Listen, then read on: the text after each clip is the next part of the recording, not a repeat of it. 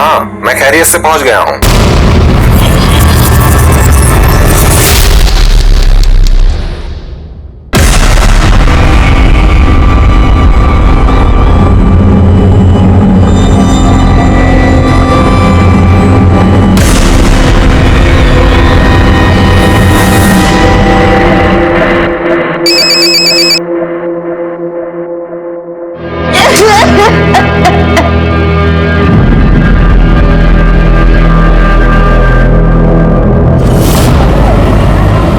जी हाँ जी मैं आ गया, बस नीचे ही हूँ। हाँ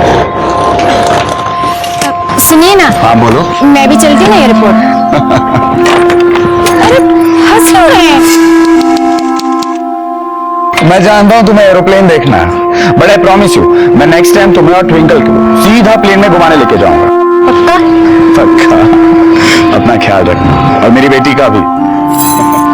तुम भी अपना ख्याल रखना।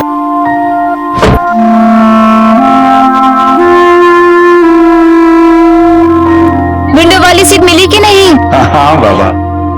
कितना टाइम है प्लेन छूटने को? और बस अभी प्लेन बोर्ड करने जा रहा हूँ। सुनो मेरा फोन ऑफ हो जाएगा, मैं वहां पहुंच के फोन करता हूँ। ठीक है? ठीक है, बाय बाय। ट्विंकल, वो देखो पापा का प्लेन। हाँ, बाय बाय कर दो। बाय। चलो अब जल्दी से इसे फिनिश करो। बेटा इसे पकड़ो, खाओ। हाँ।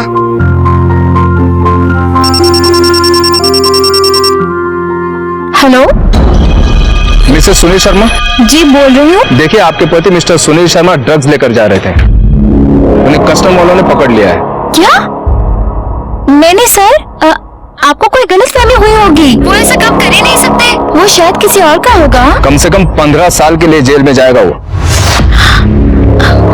सर देखिए, मेरी एक बेटी है, छोटी है वो भी। अगर उन्हें कुछ हो गया तो पूरा परिवार बिखर जाएगा। सर प्लीज कुछ करिए ना आप। देखते हैं कुछ खिला पिला के बात बनती है तो। आप एक काम करिए, आपके पास जितना भी कैश और ज्वेलरी है सब लेकर आइए।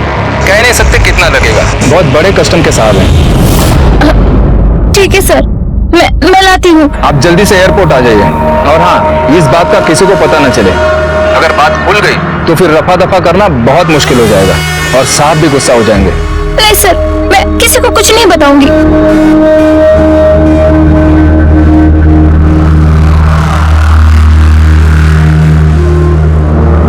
number you have called is currently switched off.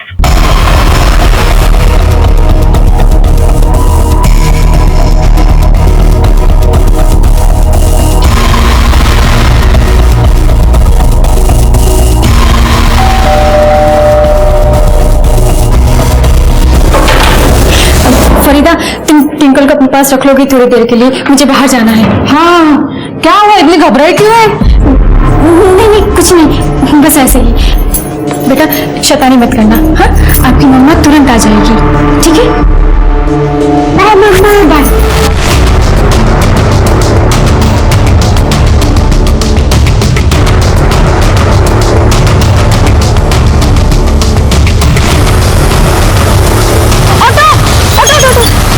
भैया एयरपोर्ट, एक मिनट भैया।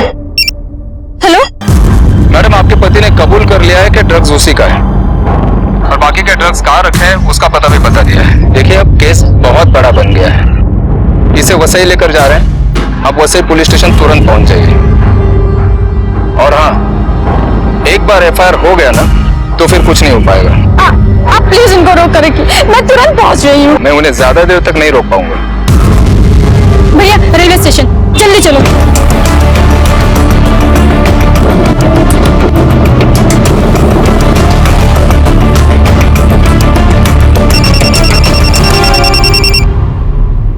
हेलो मैडम, कहाँ पहुंचे आप? मैं बस ही पहुंच गई हूँ। मैं बस पहुंच रही हूँ पुलिस स्टेशन, थोड़ी देर में। आप ऐसा करिए, वृंदावन कोऑपरेटिव सोसाइटी में आ जाइए, आगे मार्केट के पास ही है। वृंदावन? अब ये सब बातें पुलिस स्टेशन में तो नहीं हो सकती ना। जी मैं भी पहुंचती हूँ। भैया मार्केट के पास से चलो। बस भैया ये होगा। रुकिए रुकिए, कहाँ जा रही हैं आप? वॉचमैन। जय।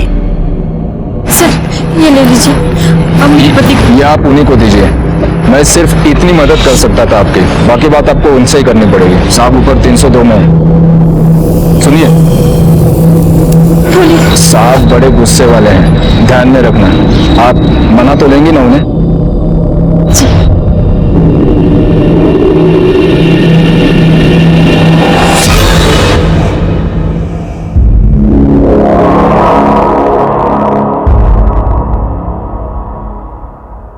कम इन।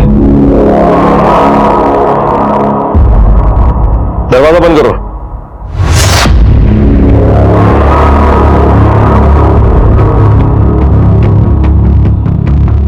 सर मैं रीमा शर्मा, मिस्टर सुनील शर्मा की बीवी। सर मेरे पति ने कुछ नहीं किया। ये क्या लगा क्या रखा है तुम लोगों ने? समाज को दिखाने के लिए फैमिली बना ली और ड्रग्स का धंधा करके दूसरों की फैमिली को बर्बाद कर रहे हो। जवान बच्चों की रगों में जहर भर रहे हो तुम लोग। नहीं सर। चल घुटनों के बल बैठ। जी। घुटनों के बल बैठ। जूते साफ करो। जी। जूते।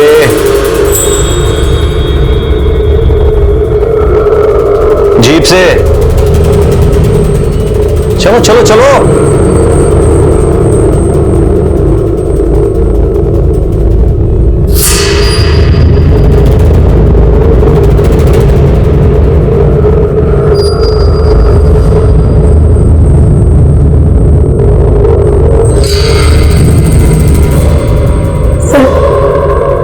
आपने जो कहा मैंने किया, अब मेरे पति को छोड़ दीजिए।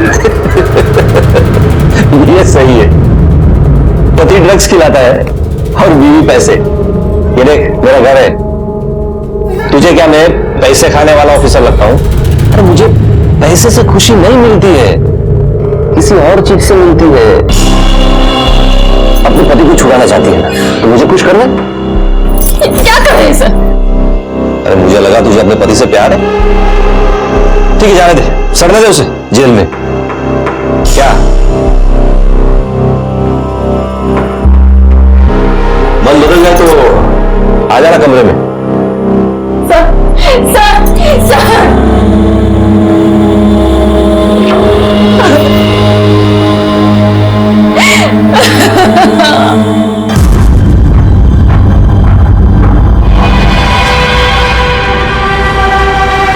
एक घंटे में आ जाएगा तेरा पति घर पे। अच्छी भी है तू। अरे इधर तक लेकर आइए तो रहने दे। और ये भी सोने की है क्या? और ये मंगलसूत्र और बाली, चलो वो भी निकाल दे। अरे वो भी निकाल दे।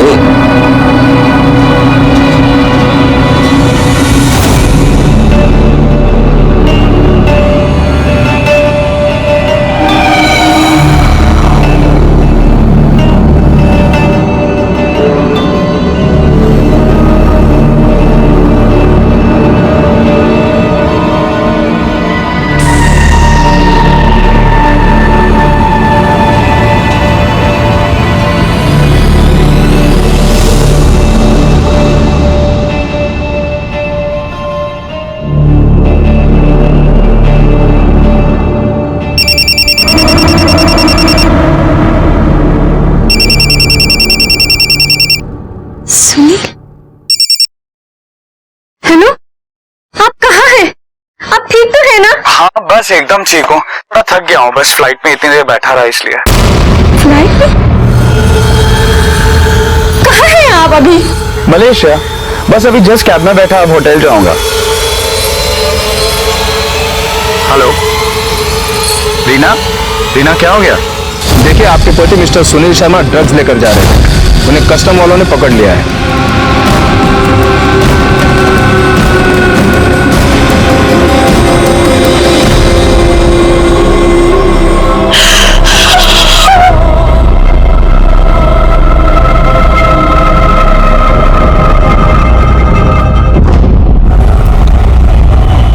सर, हमें कंप्लेन लिखवानी है।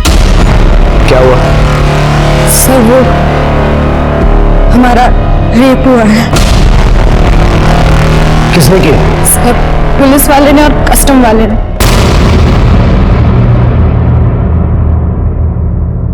सर ये कुछ गहने और कैश है सर। सर ये ले लीजिए, प्लीज कुछ कर दीजिए। अब मानते हैं हमसे गलती हुई है, पर प्लीज सर उन्हें छोड़ दीजिए।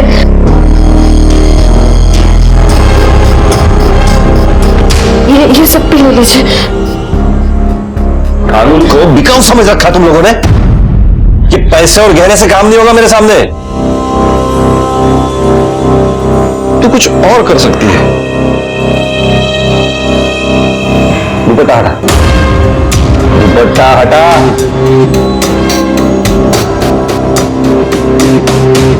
अरे हटा दुपट्टा। सर 1 साल पहले हमारी शादी हुई है और हमारे हस्बैंड असलम का अक्सर बाहर आना जाना लगा रहता है। आपके साथ जो कुछ हुआ आपने अपने पति को बताया? नहीं सर। कब हुआ ये सब? Last week. आप पुलिस के पास भी नहीं है?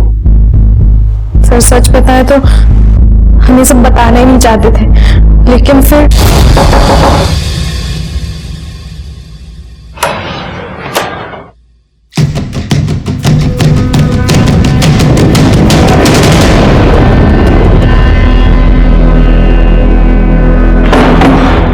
आपने हमसे झूठ बोला। हमारे हस्बैंड तो बीजिंग में है। जानता हूँ तेरे हस्बैंड वहां है, इसलिए तो मैं आया हूँ तेरे पति की कमी दूरी। देखिए आप जाइए यहाँ से, वरना क्या? मैं पुलिस को फोन करूंगी।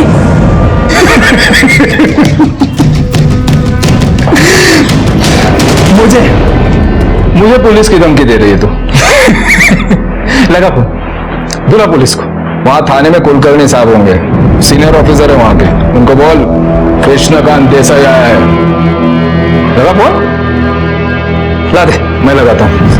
दे सीधे उनके पर्सनल फोन पे लगा। कहीं ऐसा ना हो वो भी आ जाए अपना हिस्सा मांगने। ला दे। देखिए आप जाइए यहाँ से, वरना मैं चिल्लाऊंगी, पूरी सोसाइटी को इकट्ठा कर दूंगी। अब तो बुलाना सोसाइटी को, चिल्लाना। सोसाइटी भी तेरा सारा तमाशा देखेगी। वैसे बिना कपड़ों के बहुत खूबसूरत दिखती है रे तू।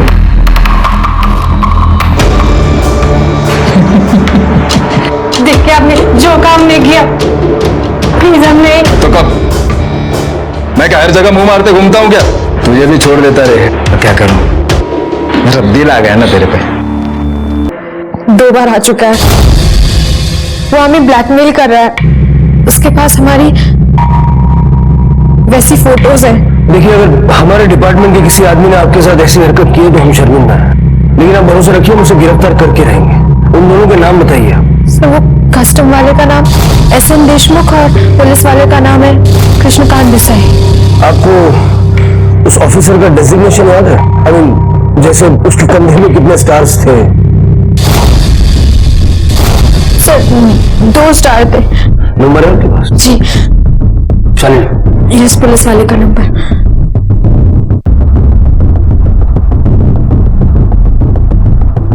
सर नंबर बंद है। नंबर से एड्रेस का पता करो। सर हमारे हस्बैंड कल वापस आने वाले हैं। हमें तो समझ नहीं आ रहा क्या करें अब। देखिए जो कुछ हुआ है आप उनको बता दीजिए। इसमें आपकी कोई गलती नहीं है। जिसकी गलती है उसको हम छोड़ेंगे। पहली बार आपको कहाँ बुलाया था हम लोगों ने? सर वृंदावन सोसाइटी, वैसे ही।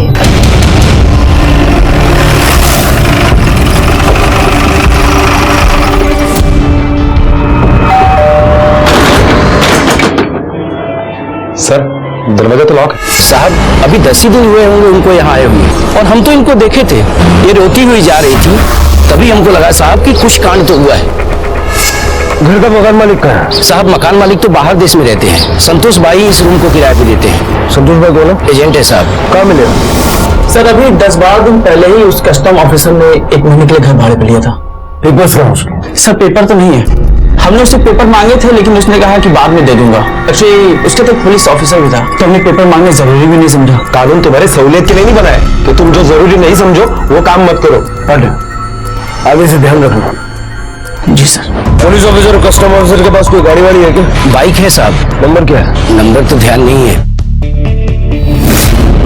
पटू ये सीसीटीवी और सोया की बिल्डिंग का सीसीटीवी दोनों फुटेज निकालो, जरा देखो ये दोनों कौन है। Okay sir. चलो बोलो 10 × 10 कितना होता है?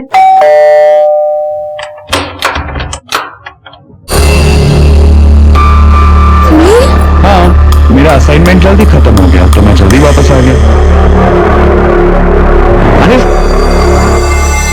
अरे क्या हुआ रीना? 4 दिन में बाहर क्या चला गया? तुम्हारा हाल तो देखो। और मेरे बच्चा का क्या हाल है? ट्विंकल, आजा मेरा मुन्ना, तुम्हारे लिए मैं बहुत बड़ा सरप्राइज लाया हूं। चलो चलो चलो।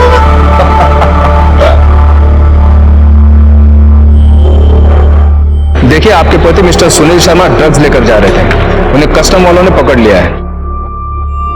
सर, इन जैसे पुलिस ऑफिसर की वजह से पुलिस की छवि पब्लिक के नजर में खराब हो रही है। हम लोग इतनी मेहनत करते हैं, लोगों की सुरक्षा के लिए रात दिन खड़े रहते हैं, और ऐसे ऑफिसर्स की वजह से लोग पुलिस से डरते हैं, हमारे पास आने से कतराते हैं। इन दोनों ऑफिसर्स को किसी भी हाल में पकड़ना ही होगा। सर, उस पुलिस ऑफिसर का नंबर कृष्णकांत देसाई के नाम पर नहीं, किसी गौतम गुलाटी के नाम पर रजिस्टर्ड है। हो सकता है ये उसका जानने वाला हो, पता करो जरा। इस गौतम गुलाटी के जरिए हम उस पुलिस ऑफिसर तक पहुंच सकते हैं, और उस पुलिस ऑफिसर के जरिए कस्टम ऑफिसर तक।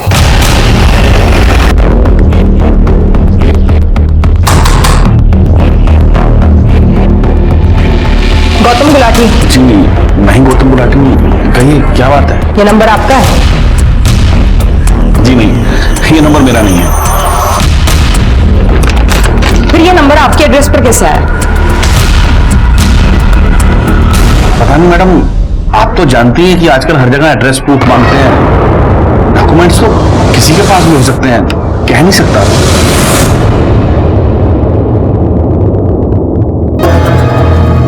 पॉज करो, थोड़ा जूम करो। चेहरा कहीं भी साफ नजर नहीं आ रहा। इसने थ्रू आउट सनग्लासेस और कैप पहने हुए हैं। कैमरे का प्लेसमेंट भी ऐसी जगह है जहां से बाइक का नंबर नजर नहीं आ रहा। सर, कृष्णकांत ने गौतम गुलाटी के नाम पर वो नंबर दिया, लेकिन गौतम गुलाटी इसके बारे में कुछ नहीं जानता। लेकिन सर, कृष्णकांत जैसे ऑफिसर ने गौतम गुलाटी के नाम पर यह नंबर क्यों लिया हुआ? ताकि वो अपनी काली करतूतों को अंजाम दे सके। पता करो ये सिम कौन सी दुकान से खरीदा गया। Okay sir.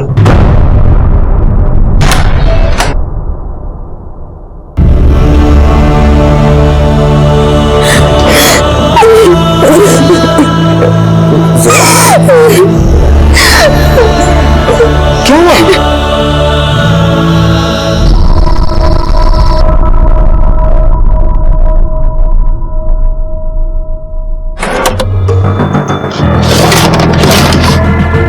रीना? हाँ, यहाँ पे ये ड्रॉ पे मैंने 20,000 रुपए रखे थे, तुमने कहीं और रख दिए क्या? नहीं, पापा की तबीयत खराब थी ना, तो उसमें दे दिए। क्या? भाई ने कहा था लौटा देंगे, आप चिंता मत करिए। रीना, पापा की तबीयत खराब है और तुमने मुझे बताया तक नहीं? मैं अभी कॉल करता हूँ उनको। अरे नहीं, अभी सो गए होंगे ना, और वैसे भी अब वो बिल्कुल ठीक है। आप भी सो जाइए आराम से। ठीक है बाबा, नहीं करता हूँ उनको डिस्टर्ब, ठीक है?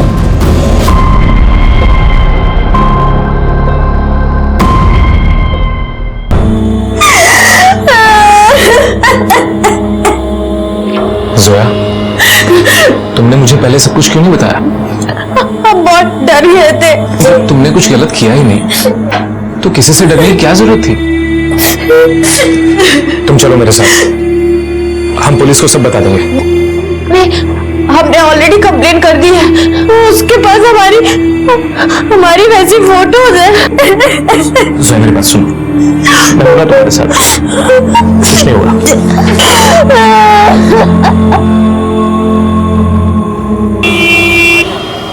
हाँ, अपना ख्याल रखना। हो मुला गेली अच्छा है। और हाँ, लंदन पहुंचते कॉल करना, ठीक है?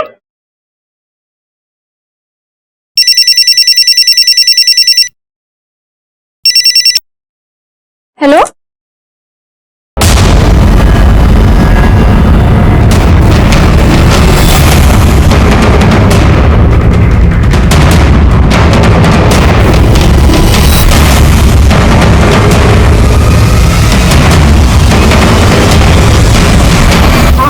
ग्राहकाला कॉल करीत आहात ते सध्या उपलब्ध नाहीत. साहेब माझ्या नवऱ्याने नाही केलं, मी खरं सांगते, वो ऐसा नहीं कर सकते सर.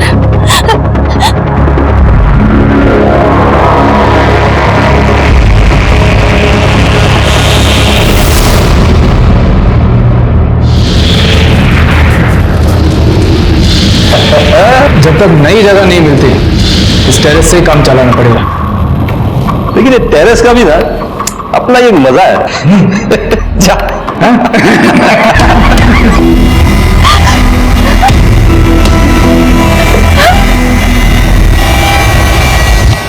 सर प्लीज, सर मैं कई दिनों से देख रहा हूँ कि जोया बहुत तकलीफ में और मुझे यकीन नहीं हो रहा है कि कस्टम वाले और पुलिस वाले इतनी घटिया हरकत कर सकते हैं. देखिए मैं मानता हूं कि बात बहुत शर्मिंदगी की है. अच्छे बुरे लोग तो हर जगह होते हैं. आप भरोसा रखिए, ये जो कोई भी है उसे जल्द से जल्द हम लोग पकड़ लेंगे. सर मैंने सिम कार्ड कंपनी से पता किया, वो सिम कार्ड मीरा रोड की किसी मोबाइल शॉप से खरीदा गया है. अरे सुनो. हाँ सर, इस नंबर का सिम तुम्हारे दुकान से बेचा गया था. एक मिनट. हाँ सर. जब बेचा तब पेपर्स लिए थे आपने? हाँ सर, पेपर तो लिए थे मगर उसके खुद के नहीं थे. इस पेपर पर तुमने ये सिम बेचा था ना? हाँ सर.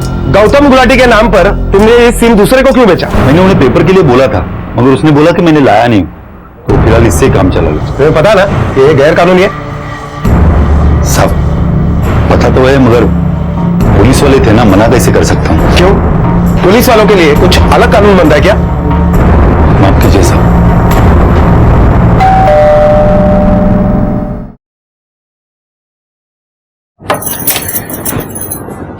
आप जल्दी आ गया. आप बैठिए, मैं पानी लेके आती हूँ. तुम्हारे भाई से बात हुई मेरी. उसने तो कहा कि तुम्हारे पापा को कुछ नहीं हुआ है और ना ही उसने तुमसे कोई पैसे लिए. झूठ क्यों बोला तुमने मुझसे? मेरी एक सहेली को चाहिए थे, उसे दिए मैंने.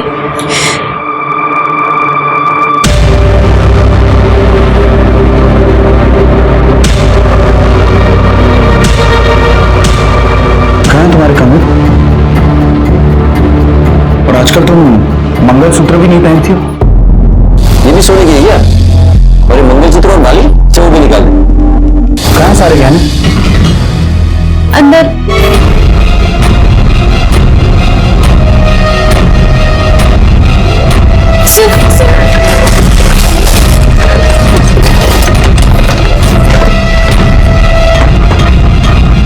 कहाँ सारे गहने? जवाब दो. मुझे माफ कर दीजिए, मुझे माफ कर दीजिए. उस पुलिस ऑफिसर ने सिम कार्ड किसी दूसरे के नाम से खरीदा. हाँ सर, और सीसीटीवी फुटेज में भी कुछ क्लियर नहीं दिखाई दे रहा है.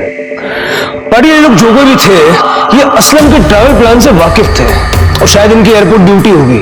मैं नहीं चाहता था कि इस मामले का ज्यादा लोगों को पता चले, मीडिया में न्यूज वगैरह है, लेकिन अब कोई दूसरा रास्ता नजर नहीं आ रहा. एयरपोर्ट अथॉरिटी से हमें बात करनी होगी, पता करो वो ऑफिसर कौन है. Okay sir.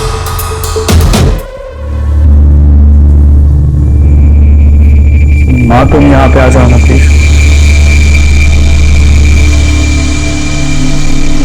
क्या हुआ मम्मा, आप रुक क्यों रहे हो?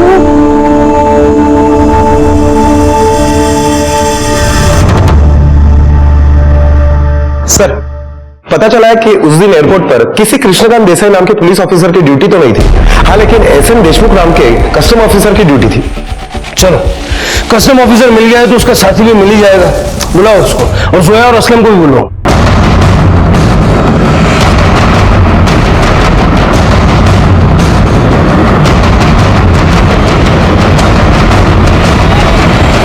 Sir, SN Deshmukh.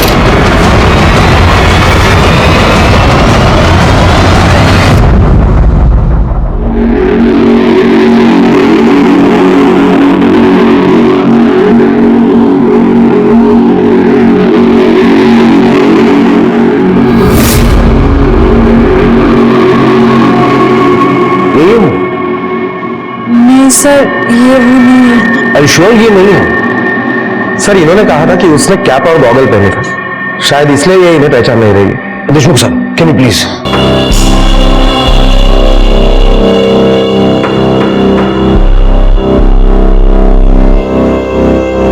अब कोशिश करो।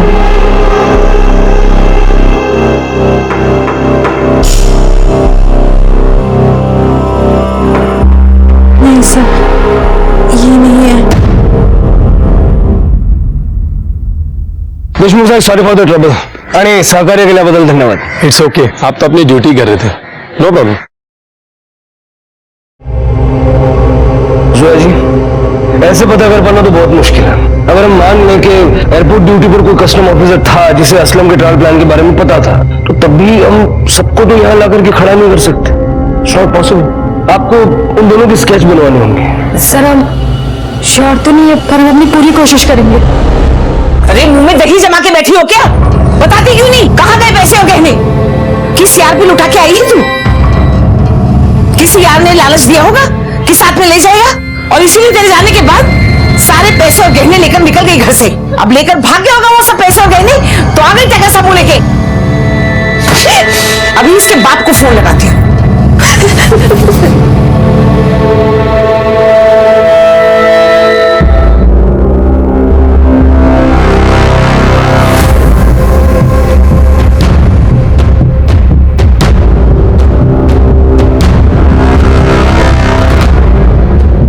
बन गया स्केच?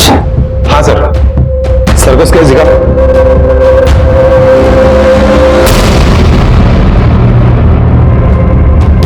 ऐसे दिखते थे दोनों? सर हम एकदम श्योर नहीं है पर ऐसे ही कुछ थे. सर एक्चुअली बात यह है कि ये कुछ ठीक तरह से बता नहीं पा रही है. उन दोनों का चेहरा हमारी जहन में है पर हम बता नहीं पा रहे हैं सर. सॉरी. ठीक है कोई बात नहीं, आप लोग जाइए देखते हैं हम लोग. पाटिल सोसाइटी के गार्ड को बुला लो. साहब एकदम से तो नहीं, लेकिन थोड़ा थोड़ा ऐसे ही दिखते थे. नाक थोड़ी सी लंबी थी, लेकिन साहब पक्का नहीं कह सकता मैं. इतनी बार देखा है फिर भी पक्का नहीं बता सकते. साहब पुलिस वाले की आंखों में आंखें डालकर किसकी हिम्मत हो सकती है देखने की? किसी बात को लेकर हमारे पीछे पड़ जाते तो. वैसे साहब मैंने जितनी बार इन्हें देखा है ना, ऐसे ही टोपी और चश्मे में देखा है. पाटिल ऐसे पता कर पाना मुश्किल होगा. अब तो जितने भी पुलिस ऑफिसर और कस्टम ऑफिसर्स हैं सबकी फोटो से मिलाना होगा. रैंक के अकॉर्डिंग मिला के देखो. सर इतने सारे पुलिस ऑफिसर है, इतने सारे कस्टम ऑफिसर है, कैसे पता चलेगा? पाटिल पता तो करना होगा. हो सकता है कि ऑफिसर्स फेक नाम यूज कर रहे हैं. उस फ्लैट से फिंगरप्रिंट्स कलेक्ट करो और दोनों डिपार्टमेंट के लोगों से चेक करके देखो. Okay sir.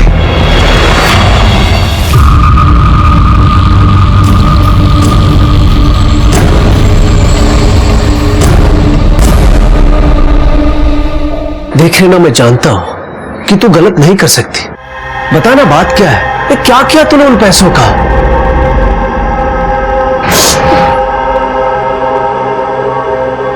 देख लिया आपने, कुछ बोलने को तैयार ही नहीं है ये. आप तो एक मेहरबानी करिए हम पर, इसे यहां से ले जाइए. आप ये यहां नहीं रह सकती. शादी के बाद मैंने अपनी बेटी को अपने घर से विदा कर दिया था.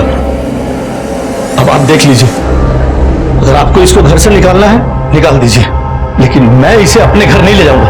अपने घर ले जाकर के मुझे अपने मुंह पे कालिक नहीं पुतवानी है. मैं ये समझ लूंगा कि मेरी बेटी मर गई.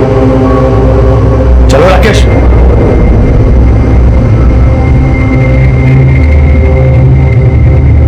तू कहाँ चली? हाँ कोई जरूरत नहीं जाने की. चल चल अंदर.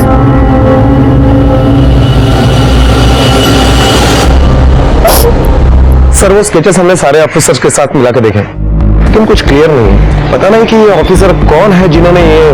फिंगरप्रिंट्स का कुछ पता चला? सर अभी बहुत स्कैनिंग बाकी है, थोड़ा टाइम लगेगा.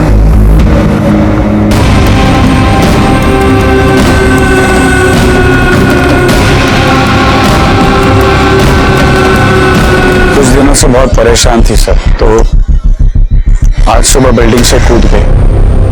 परेशान थी? क्यों? सर इसका किसी के साथ कुछ चल रहा था और घर से गहने पैसे सब गायब है सर. हम तो पूछ पूछ के थक गए साहब कि कौन है, क्या किया पैसे का, लेकिन कुछ नहीं पता है इससे. ये मेरे बेटे को धोखा दे रही थी। जब पोल खुल गई तो कूद गई। करती क्या? चल बॉडी लैब पोस्टमार्टम में बैठा। Okay sir. ऊपर सीसीटीवी है? जी हाँ साहब है। सर ये एक सुसाइड केस है। रीना शर्मा नाम है इसका। इसके पति सुनील शर्मा और उसकी सास का कहना है कि इसका बाहर अफेयर था। उस आदमी को यह घर से पैसे वगैरह चुरा कर देती थी और जिस दिन पकड़ी गई उस दिन इसने सुसाइड किया। सर ये देखिए, ये उस टेरेस का सीसीटीवी फुटेज है। इसमें साफ दिखाई दे रहा है कि रीना ने सुसाइड किया। ठीक है सर फ्लैट में हमें जो फिंगरप्रिंट्स मिले उससे मैंने सारे पुलिस ऑफिसर और कस्टम ऑफिसर के फिंगरप्रिंट्स मैच करवाए, लेकिन किसी से भी इनके फिंगरप्रिंट्स मैच नहीं हो रहे। सिम कार्ड नकली, नाम नकली, न किसी से फिंगरप्रिंट्स मैच हो रहे हैं न चेहरे। पाटिल ये मामला इंपर्सोनेशन का हो सकता है। हो सकता है सर। सर अगर ये लोग नकली है तो आखिर हमें पता कैसे चलेगा कि ये लोग है कौन? और ये लोग तो खुलेआम वर्दी पहन के घूम रहे हैं। पाटिल जरा पता करो, ये फिल्म और सीरियल वालों को ये यूनिफॉर्म्स भाड़े पर कहां से मिलते हैं? हो सकता है वहां से कोई लीड मिले। Okay sir.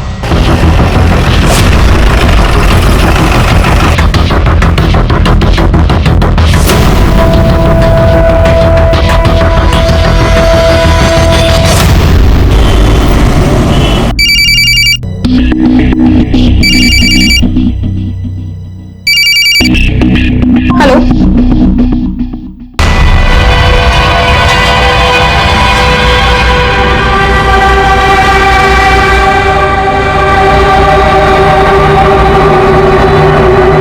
बिल्कुल ऐसा तो नहीं, लेकिन ऐसे दिखने वाला एक आदमी यहाँ पे आता है और हमेशा पुलिस वाले का और कस्टम वाले का एड्रेस भाड़े पे लेके जाता है। कौन है वो? नाम क्या है उसका? एड्रेस है?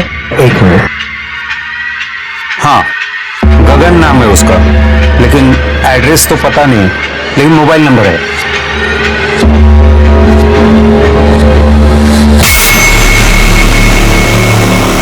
The customer you are calling is unavailable. Sir आपका अंदाजा बिल्कुल सही निकला। वो एक नकली पुलिस वाला ही है। गगन नाम है उसका। सेम ड्रेस वाले से हमेशा पुलिस ऑफिसर और कस्टम ऑफिसर का यूनिफॉर्म भाड़े से लेता है। सर उसका नंबर भी मिला है हमें। फिलहाल तो स्विच ऑफ है, लेकिन उसके नंबर से हमने उसका एड्रेस निकलवाया है। उसका नंबर सर्विस पे डालो, पता करो जैसे ही ऑन होता है। चलो उसके घर चलना। इतनी तहकीकात के बाद अब पुलिस को शक हो चला था कि ये दोनों अफसर नकली हैं और पुलिस ने दोनों को ढूंढने के लिए कोई कसर नहीं छोड़ी थी। तोड़ दो।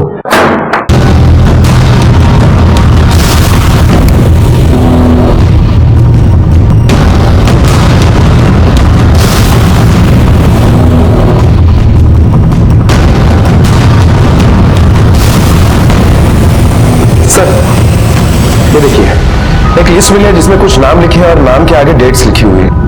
ये देखो, असलम 2 अगस्त को असलम बीजिंग जाने वाला था। ये सारी बैक डेट्स है।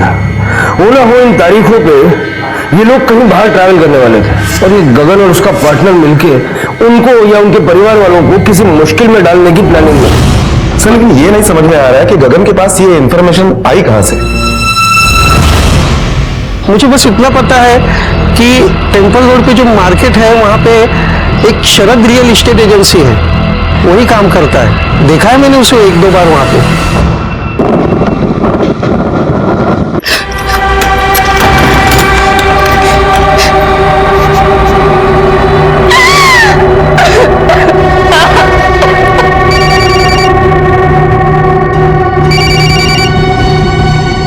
हेलो हेलो, कैसे हो तुम?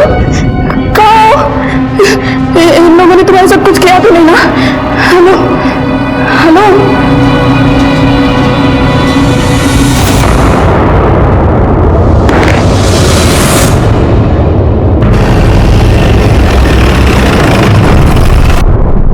गगन यही काम करता है? जी हाँ, प्यून है यहाँ, लेकिन अभी नहीं है। बात क्या है सर? इन लोगों को जानते हो? नहीं सर, इनमें से हम किसी को नहीं जानते। गगन के गांव का एड्रेस? 2 साल से काम कर रहा है। डॉक्यूमेंट कहाँ ढूंढेंगे सर? कल को अगर वो तुम्हें चाकू मारकर निकल गया ना तो हम लोग भी यही कहेंगे कि कहां ढूंढेंगे उसे। डॉक्यूमेंट ढूंढो और जैसे वो मिले पुलिस को फोन करो। जी सर। पाटिल, गगन का नंबर से पता करो किस किस के टच में था। Okay sir. गगन को कैसे मालूम कि जोया कौन है और उसका हस्बैंड देश से बाहर जाने वाला है? और जो लिस्ट में बाकी के नाम थे उनका असलम से क्या कनेक्शन? सर मेरे साथ रेप करने की कोशिश की, एक कस्टम ऑफिसर और एक पुलिस ऑफिसर ने। आपके पति कहीं बाहर गए हैं क्या? जी, अबू धाबी। आपको एयरपोर्ट से फोन आया होगा कि आपके पति एयरपोर्ट पे ड्रग्स के साथ पकड़े गए हैं। आपके पति को ड्रग्स के साथ पकड़ा है। आप पैसे लेके जाएं और मामले को रफा दफा करें। आपके पास जितना भी कैश और ज्वेलरी है सब लेकर आइए। फिर आपको एयरपोर्ट बुलाया होगा, फिर एयरपोर्ट से कहीं और उस जगह पर आपके साथ जबरदस्ती करने की कोशिश की गई। सर आपको ये सब कैसे पता? क्योंकि आप अकेली नहीं हैं, इस तरह के केसेस की हम पहले भी छानबीन कर रहे हैं। आप इन दोनों को पहचानती हैं? सर पूरी तरीके से नहीं कह सकती, लेकिन स्केच मिलते तो हैं। सर मेरे पति ऐसा कुछ नहीं कर सकते सर, और इन दोनों के हाव भाव से मुझे लगा ही था कि कुछ गड़बड़ है। आप पैसे लीजिए और मामले को यही रफा दफा कर दीजिए। मामले को तो अब तू ही रफा दफा कर सकती है। सर पति चाहिए ना? सर क्या कर रहे हैं सर? अकेले कुछ लोग वहाँ पे आ गए और मैं भाग गई। आप काफी बहादुर हैं, ये वहां से बच के निकल के आ गई। ये दोनों ऑफिसर्स नकली हैं और भोली वाली औरतों को फंसाने का काम कर रहे हैं। एक लिस्ट में आपको देता हूँ, जरा बताइए इनमें से किसी को आप पहचानती हैं क्या? सर ये अमन शाह मेरे पति। सर एक्चुअली इनका जाने का प्लान भी अचानक से बन गया था, इसलिए वो स्वस्तिक ट्रैवल एजेंसी है ना, वहां से मैंने टिकट निकलवाई थी। स्वस्तिक?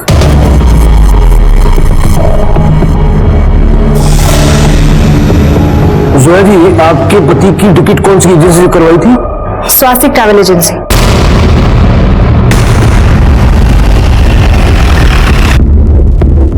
आपने गगन बोला तो देखकर लगता है कि थोड़ा थोड़ा गगन जैसा लग रहा है। मेरे प्रेम का दोस्त है। मैं आपको एक लिस्ट देता हूँ, जरा पढ़ के बताइए आप किसी को जानते हैं क्या? हाँ, इन सबकी टिकट तो मैंने ही बनाई है। जी सर, मैं गगन को जानता हूँ, वो मेरे गांव का ही है, अक्सर यहाँ आता है। यहाँ आके गगन तुम्हारे पेपर से छेड़छाड़ कर रहा था, तुम क्या बैठ के देख रहे थे? साहब मेरे सामने तो उसने कभी कुछ नहीं किया। हाँ, अगर मुझे आसपास कहीं जाना होता है और सर ऑफिस पे नहीं होते तो उसके भरोसे पे छोड़ के चला जाता हूँ साहब। लिस्ट में जितने लोगों के नाम है मुझे सबके एड्रेसेस चाहिए। गगन के गांव का एड्रेस लिखो। चलो। जी साहब।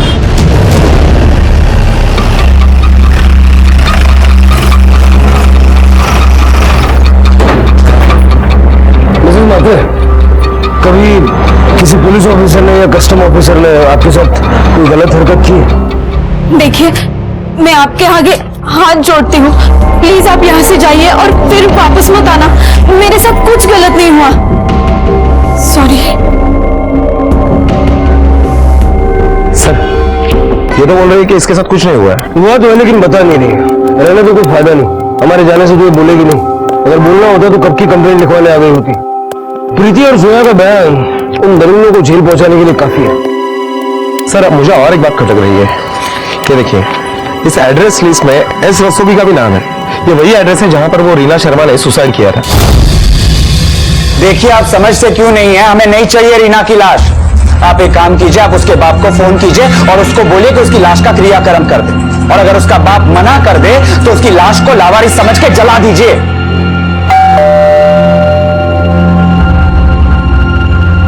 हम रीना के बारे में बात करना चाहते हैं। जो इंसान है ही नहीं उसके बारे में बात करके क्या फायदा? उसने वो सारे पैसे उसके यार पे उड़ाए थे। वो कौन है वो हमें बता दीजिए, हमारे लिए इतना ही काफी है। उसने वो पैसे अपने किसी यार वार पे नहीं, आपको बचाने के लिए खर्च किए थे। क्या?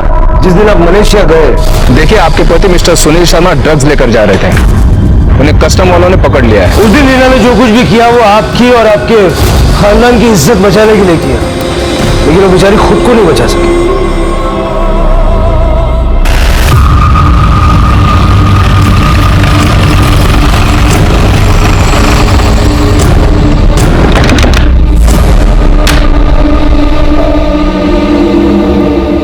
जी गगन का? साहब, गगन तो नहीं है। हट। हाँ, अरे साहब, पर हुआ क्या?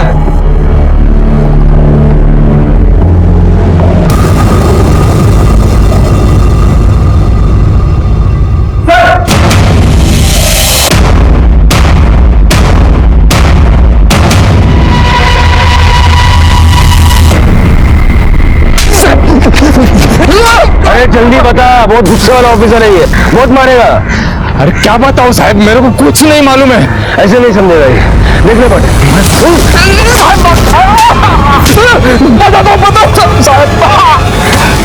साहब उसका नाम विमल शिंदे है, पोस्ट ऑफिस में काम करता है। वहाँ वो कस्टम का सामान आता है ना सर, उसी से उसको आइडिया है। मुझे बोला तो मैंने भी पैसे और औरत के लालच में हाँ बोल दिया था सर। कहाँ मिलेंगे? नासिक में।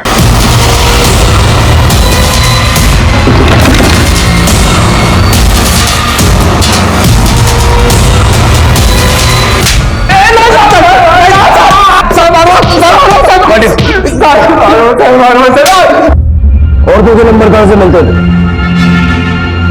वो ट्रैवल एजेंसी से सर। ज्यादातर लोग अल्टरनेट नंबर देते हैं ना, वो सब उनके पत्नी के होते थे। जो औरत समझ में आती थी उस पर हम दोनों नजर रखते थे। और तुमने क्यों किया? और क्या करता साहब, एक दिन काम से जल्दी घर पर आया, देखा तो मेरी बीवी किसी और मर्द के साथ बिस्तर पे खून खोल गया साहब। बीवी को बहुत मारा, लेकिन वो मुझे ना मत बोल के उसके यार के साथ भाग गई। मेरी बीवी किसी और मर्द के साथ सोई ना, मैं भी किसी और की बीवी के साथ सोया। सब चलता है आजकल, इसकी बीवी उसके साथ, उसकी बीवी उसके साथ। तो मैंने भी अपने शरीर की भूख मिटाने के लिए उन मासूम औरतों की जिंदगी के साथ खिलवाड़ किया। उनकी शादीशुदा जिंदगी में क्या असर हुआ जानते हो? बहुत मर्दानगी दिखाने का शौक है ना, इनकी सारी मर्दानगी यही निकालो। विमल और गगन को बलात्कार, जालसाजी और नकली अफसर बनने के आरोप में सजा हुई। मुसीबत पड़ने पर होशो हवास खो देना आम है और इसी का फायदा गगन और विमल जैसे अपराधी उठाते हैं। और अगर आपके साथ या आपके हाथ से कुछ गलत हुआ भी है तो सीधा पुलिस के पास जाएं। ये याद रखना जरूरी है कि पुलिस और न्याय व्यवस्था हमारी सहूलियत और रक्षा के लिए बने हैं। देखते हैं हमारे आज के एपिसोड की दूसरी कहानी।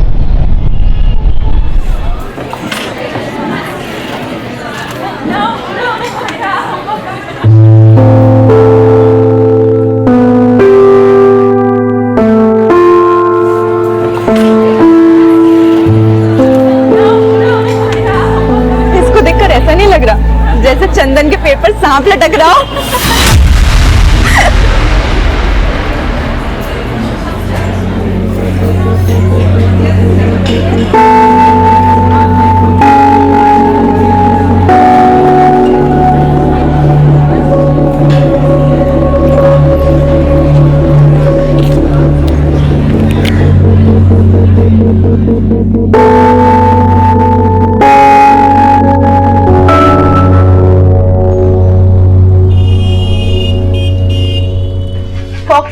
कट कर दो अंकल। फॉक्सो क्या? कौन सा कट? फॉक्सो कट। देखो बेटा, तुम्हारी मम्मी बोल के गई है कि एकदम छोटा छोटा बाल करना है। अरे अंकल, फॉक्सो कट में एकदम बारीक बाल होता है, लेकिन स्टाइल में होता है। स्टाइल वाला कट करना है ना, तो पहले अपनी मम्मी से बुलवाओ। अरे अंकल कर दो ना, कुछ नहीं होगा। इस बार तुम्हारी बात नहीं सुनेंगे, हम अपने हिसाब से काटेंगे, बिल्कुल छोटे छोटे।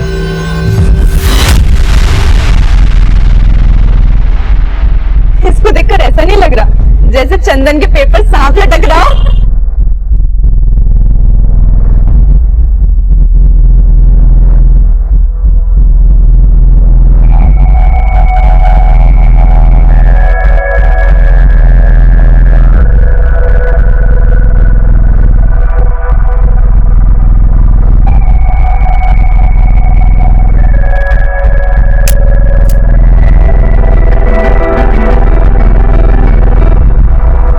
आपका स्टेटस देखा हमने, एकदम आलिया भट्ट एक्ट्रेस दिख रही थी। तारीफ के लिए शुक्रिया, लेकिन तुम तो बोल रहे थे अपने नए हेयर स्टाइल के साथ तुम भी स्टेटस चेंज करने वाले हो। तो हमने सोचा हेयर स्टाइल नहीं चेंज करेंगे, लेकिन स्टेटस जरूर चेंज करेंगे।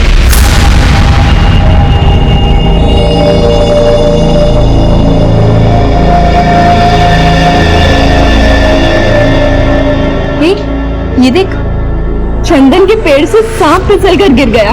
हाथी की चोटी गायब। ये तो मिरेकल हो गया। लेकिन ये मिरेकल हुआ कैसे? और वैसे है कहाँ आरती? आज कॉलेज नहीं आई?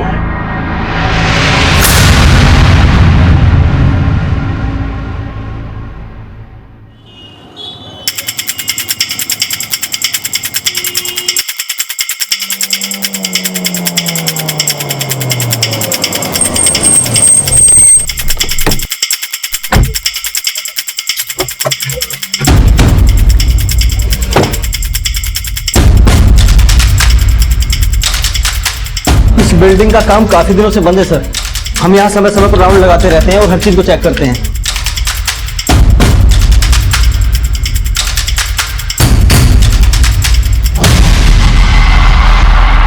लड़की जिंदा, एम्बुलेंस बुलाओ।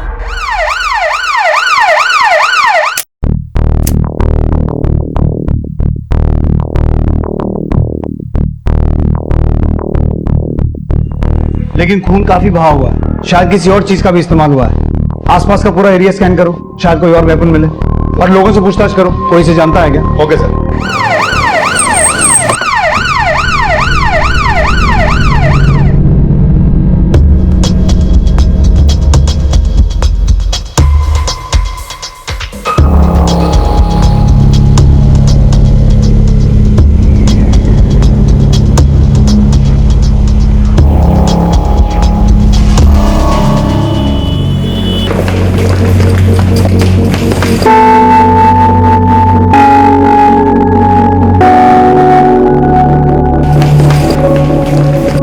हम आपसे कुछ भी नहीं छुपा रहे हैं सर। सच में इस लड़की को यहाँ पर कोई नहीं जानता और ना ही हमने इस लड़की को यहाँ पर लाते हुए किसी को देखा है सर।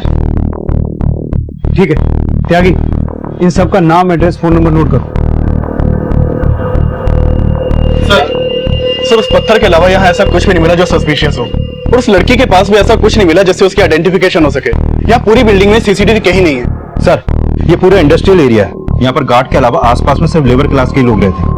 मैंने कई लोगों से पूछताछ की, लेकिन उनमें से कोई भी इस लड़की के बारे में नहीं जानता। लेकिन ये लड़की देखने में लेबर क्लास की नहीं लग रही है। सर हो सकता है ये लड़की इस एरिया की हो ही ना, और ये एरिया काफी सुनसान भी है सर। अंधेरा होने के बाद ज्यादा लोग आते जाते भी नहीं है। हो सकता है इसी बात का फायदा उठाकर कोई पर्पसली से यहाँ लेके आया हो। इस लड़की के कपड़े काफी फटे हुए थे, मुझे लगता है इसके साथ रेप किया गया होगा और फिर इसे जान से मारने की कोशिश की गई होगी। किलर को लगा होगा कि लड़की मर चुकी है, लेकिन लड़की जिंदा थी। And now I really hope कि डॉक्टर्स इसकी जान बचाने में कामयाब हो जाएं। आरती अब भी जिंदगी और मौत से लड़ रही थी, पर पुलिस उसके नाम और पहचान से अनजान थी और काफी कोशिशों के बावजूद पुलिस आरती से जुड़ी कोई जानकारी नहीं जुटा पाई थी। वहीं उसका इलाज कर रहे डॉक्टर्स ने उसे बचा तो लिया था, लेकिन उसे इतनी बेरहमी से मारने की कोशिश की गई थी कि आरती कोमा में जा चुकी थी।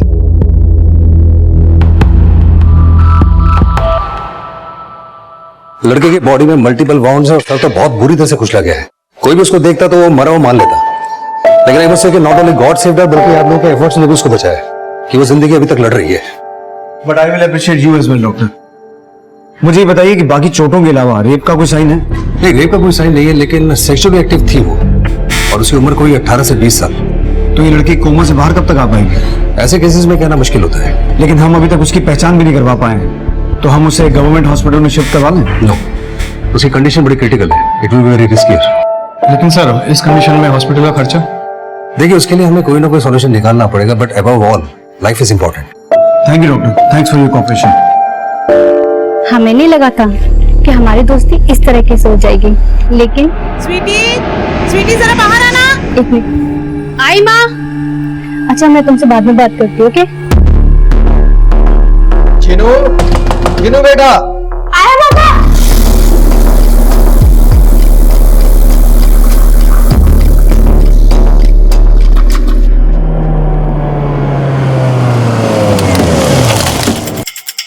सर हमने उस कंस्ट्रक्शन साइट के आसपास के एरियाज में भी पूछताछ की, लेकिन वहां पर भी उस लड़की के बारे में कोई कुछ नहीं जानता। लेकिन सर हमने उस लड़की का फोटो दिल्ली के सभी पुलिस स्टेशंस में सर्कुलेट करवा दिया है। अगर उस लड़की की मिसिंग कंप्लेंट दर्ज हुई होगी तो उसकी पहचान पता चल सकती है। लेकिन पता हमें उस आदमी का भी लगाना है जिसने उस लड़की को उस हालत में पहुंचाया। डॉक्टर्स का कहना है कि उसके साथ रेप नहीं हुआ, लेकिन हो सकता है कि उसके साथ रेप करने की कोशिश की गई और जब उसने रेजिस्ट किया तो उसका मर्डर करने की कोशिश की गई। उस एरिया के सभी हिस्ट्री शीटर्स और उठाईगिरों को राउंड अप करो और उस लड़की की करंट फोटो सोशल मीडिया और अखबारों में सर्कुलेट करवाओ। Okay sir.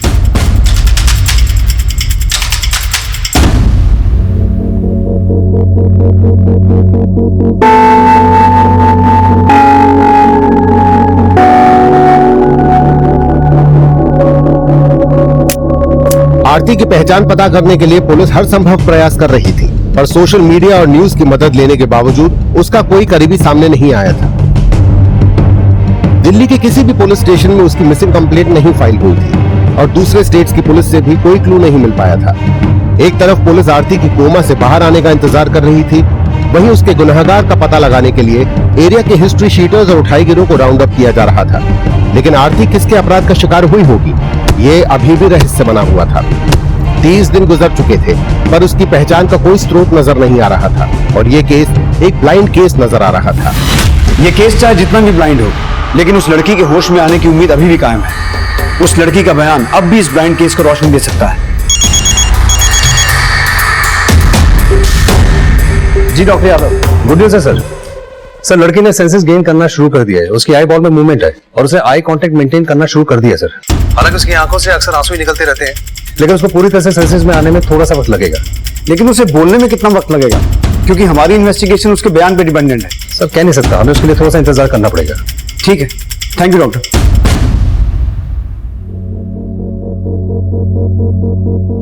आरती की खामोशी में दर्द का अंबार था और अपनी पीड़ा को वो शब्द भी नहीं दे पाती थी। लेकिन डॉक्टर्स की एक लंबी कोशिश के बाद पुलिस अब उसका बयान लेने की कोशिश कर रही थी। पर क्या उसका कहा, उसकी पहचान और उसके अपराधी तक पहुंचने में उसका बयान मदद कर पाएगा? बताइए, क्या नाम है आपका?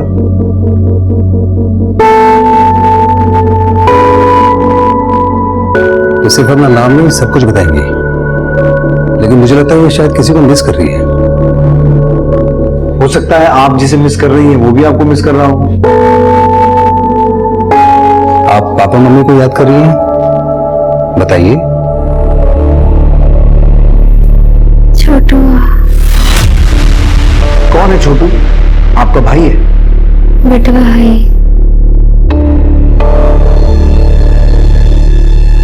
छोटू आपका बेटा है?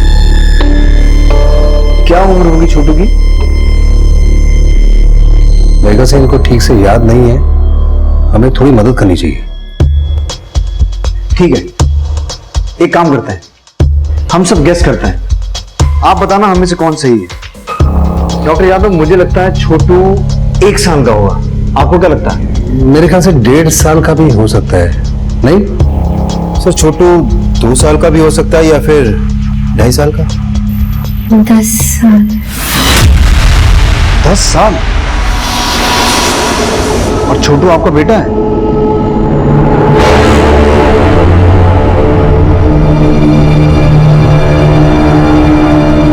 छोटू के पापा कहाँ रहते हैं, आपके पति?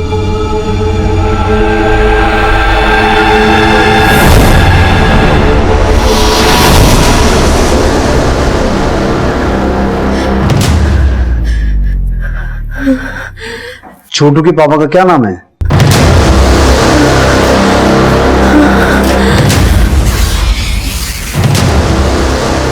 अब आप लोग प्लीज बाहर जाइए, प्लीज।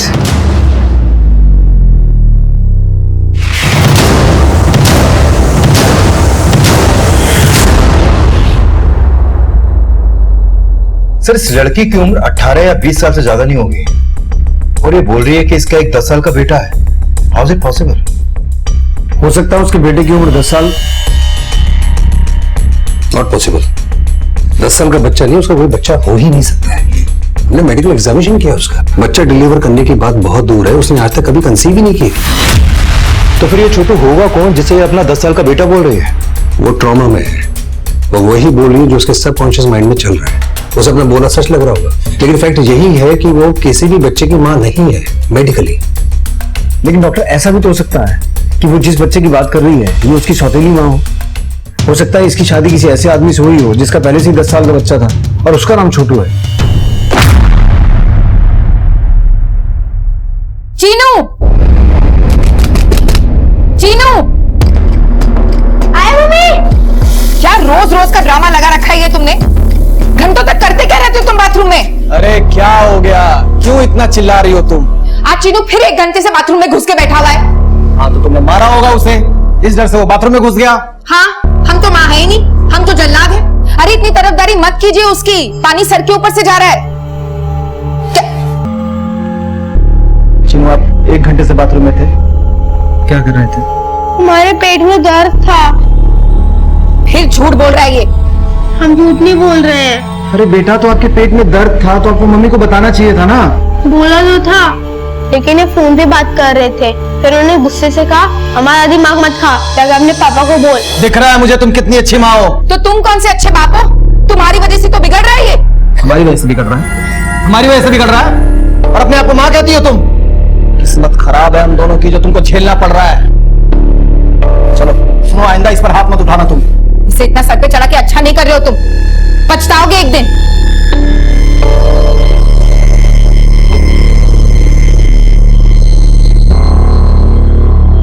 सर वो लड़की 10 साल के छोटू की सौतेली माँ है, तो कहीं ऐसा तो नहीं कि वो अपने पति के धोखे का शिकार हुई हो? शायद इसलिए उसका पति उसकी पहचान के लिए सामने नहीं आया। मिश्रा, होने को तो कुछ भी हो सकता है उसके पति ने उस लड़की के साथ साथ उसके घर वालों को भी धोखे में रखा हो, या फिर उस लड़की का कोई करीबी हो ही ना। चांसेस इस बात के भी है कि उस रात उस लड़की के साथ साथ उसके किसी करीबी को भी मारने की कोशिश की गई। कहीं ऐसा तो नहीं कि वो लड़का छोटू उस रात इसके साथ ही था और इस लड़की को घायल करके छोटू को अगवा कर लिया गया। ये लड़की हमें 2 अगस्त को मिली थी। मिश्रा, पता करो 2 अगस्त के आसपास किसी 10 साल के बच्चे की लाश मिली है या कहीं कोई मिसिंग बच्चा बरामद हुआ हो जिसकी उम्र 10 साल के आसपास की हो? इससे हमें छोटू की कोई लीड मिल सकती है। सर हालांकि उस लड़की ने ज्यादा कुछ बोला नहीं, लेकिन जो कुछ भी बोला उसके बोलने के लहजे को नोटिस किया सर आपने? मतलब? 1 मिनट सर, ये सुनिए। छोटू। कौन है छोटू? आपका भाई है? बेटा भाई। सर उसने छोटू को छुटुआ और हे को हाई प्रोनाउंस किया। सर ऐसी बोली यूपी में बोली जाती है, क्योंकि मेरा एक दोस्त है यूपी का, कन्नौज का, उसका बोलने का लहजा भी सेम ऐसा ही है।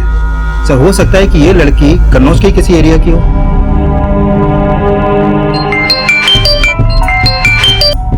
हेलो हेलो कांचा दीदी, कैसे हो आप? Akanksha, sorry it's wrong number.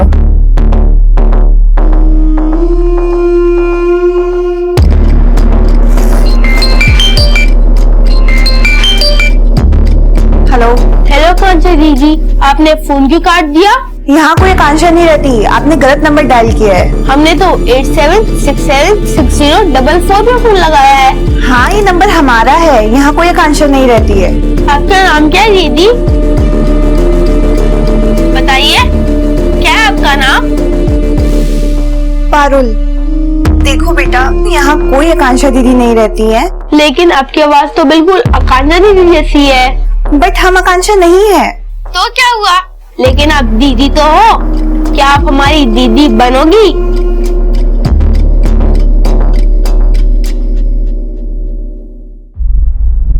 हम पक्का आपको आपके छोटू से मिलवाएंगे, लेकिन उसके लिए आपको याद करना पड़ेगा कि आप छोटू के साथ कहाँ रहती थी।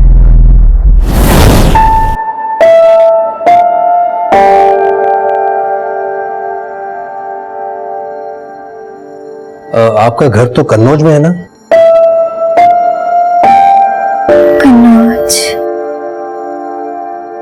कन्नौज में कहाँ रहती थी आप? कन्नौज।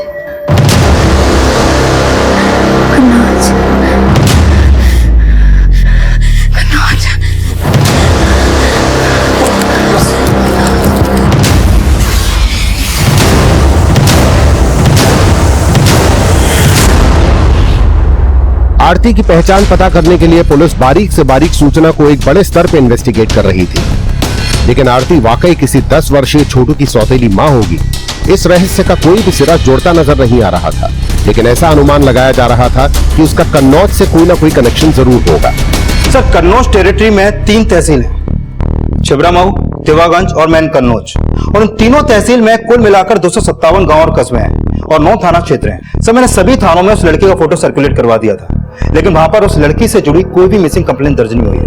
लेकिन सर इस बात के भी पूरे चांसेस है कि शायद किसी ने जानबूझ के उस लड़की की मिसिंग कंप्लेंट फाइल नहीं करवाई हो।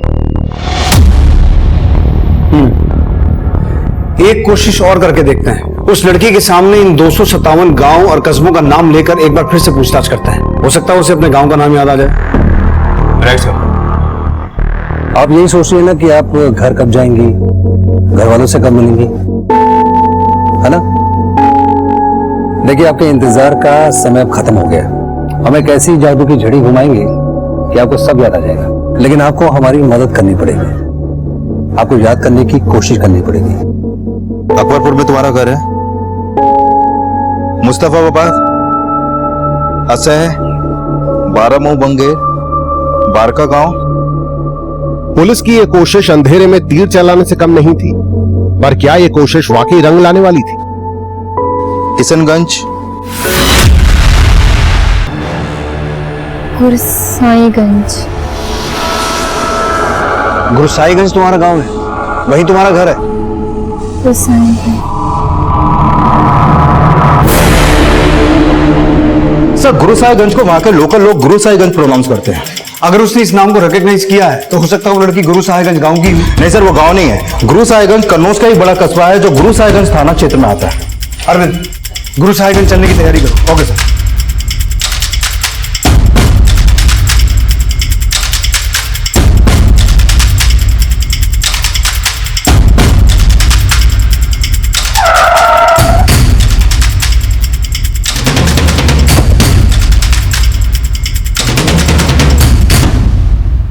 सर आपका फोन आने के बाद से ही हमने सब कुछ अच्छे से चेक किया है। सर इस लड़की की ना तो कोई मिसिंग कंप्लेंट दर्ज हुई है और ना ही इसके बारे में कोई और इन्फॉर्मेशन मिली है। लेकिन पांडे जी, अब जरा कोशिश लग के करनी पड़ेगी, क्योंकि हमें पक्का यकीन है कि ये लड़की यहाँ गुरुसाहिबगंज की रहने वाली है। अगर इसकी कंडीशन थोड़ी अच्छी होती तो हम इसको अपने साथ ले आते और इसका घर ढूंढने की कोशिश करते। पर सर आपको हमसे जो भी हेल्प चाहिए हम आपकी हेल्प करेंगे। पांडे जी, या तो इस लड़की के माँ बाप यहाँ के रहने वाले हैं या हो सकता है इसका पति यहाँ का है। सर ये शादीशुदा है? जी, और इसने एक बच्चे का नाम भी लिया है, छोटू। शायद ये उसकी सौतेली माँ है, क्योंकि छोटू की उम्र इसने 10 साल की बताई है। अब जाहिर सी बात है इसके पति की उम्र इससे 15-20 साल ज्यादा तो होगी, और अगर इसके माँ बाप यहाँ के हैं तो इसने यहाँ के किसी स्कूल कॉलेज में पढ़ाई तो की होगी। ठीक है सर, हम दोनों ही पॉसिबिलिटीज पर काम करेंगे। शायद आप लोगों की तलाश यहाँ गुरुसाहिबगंज में खत्म हो जाए।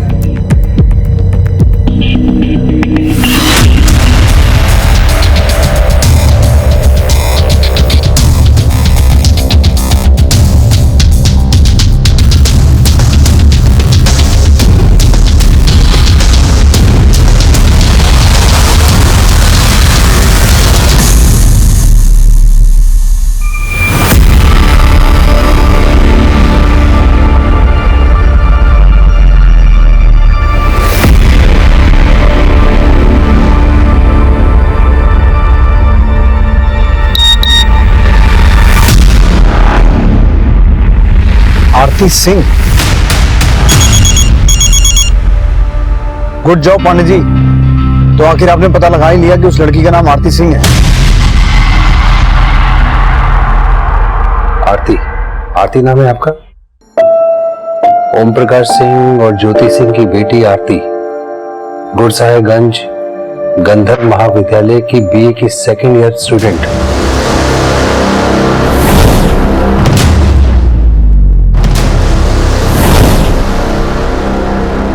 याद आ रहा है? आरती आरती बेटा उठ, कॉलेज नहीं जाना क्या? उठ जा माँ, 10 मिनट और सोने दो ना। उठ जा आरती, पापा पार्क से आने वाले हैं। आके देखा ना तो अब तक सो रही है, तो पूरा घर सर पर उठा लेंगे।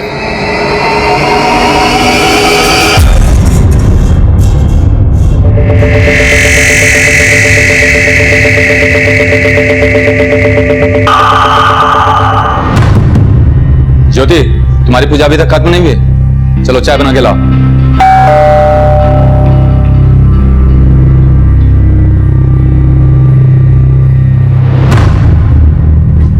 हाँ, आरती हमारी ही बेटी है, लेकिन अब वो हमारे साथ नहीं रहती।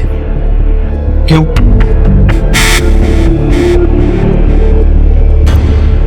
और आरती कब से आपके साथ नहीं रह रही?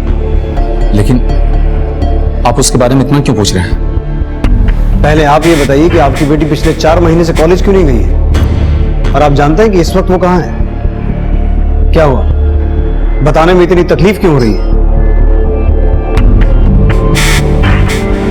सर, वो बात दरअसल ये है कि आरती 4 महीने पहले भाग गई थी यहां से। भाग गई थी? किसके साथ? हमें कुछ नहीं पता सर। कुछ पता नहीं है या कुछ छुपा रहे हैं? और पिछले 4 महीने से आपकी बेटी गायब है, लेकिन आपने उसकी कोई भी मिसिंग कंप्लेंट दर्ज नहीं करवाई। हम ऐसा कुछ भी करते तो हमारी खानदान की बदनामी होती। अपनी बदनामी की फिक्र है, बेटी की नहीं है। आपको पता भी है आपकी बेटी के साथ क्या हुआ है?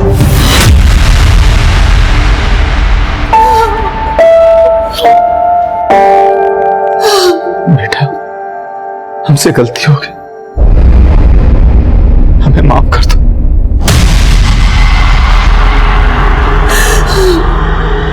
माफ कर दो बेटा। सर पहले तो आरती के बाप ने आरती की मिसिंग कंप्लेंट फाइल नहीं की और अब उसके आगे रोकर अपनी किसी गलती की माफी मांग रहा है। सर कुछ तो है जो वो हमसे छुपा रहा है। सर कहीं ऐसा तो नहीं कि आरती के बाप ने उसकी शादी किसी ऐसे आदमी के साथ करवा दी हो जिसका ऑलरेडी 10 साल का बच्चा हो। आरती और उसके पेरेंट्स के बारे में और अच्छे से पता करो। और मिश्रा, जब इन दोनों का रोना धोना खत्म हो जाए इन्हें पुलिस स्टेशन लेके आओ। सर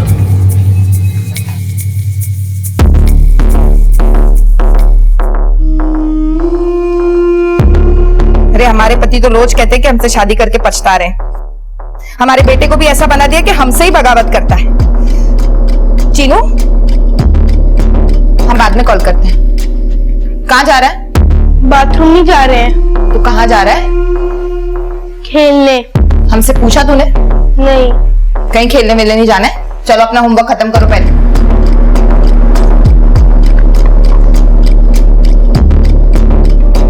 किसको फोन लगा रहा है?